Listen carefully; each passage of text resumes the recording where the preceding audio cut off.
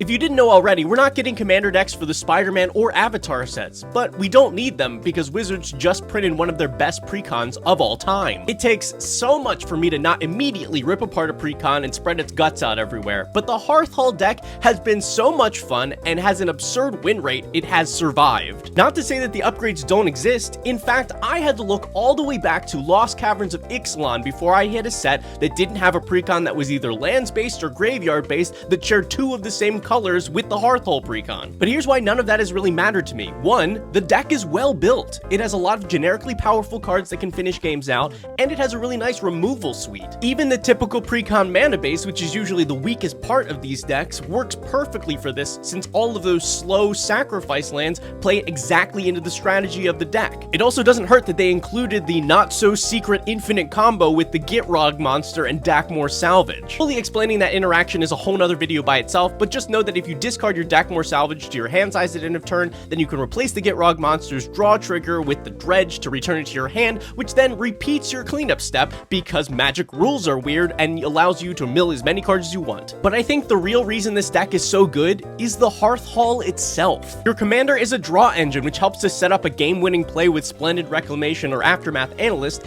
and it itself becomes a win condition once you fully station it because so many cards in your deck allow you to sacrifice enough lands to just drain all of your opponents out. I just feel bad for Lord Windgrace, who gets dethroned as best Jund lands commander by what is essentially a fancy Metapod.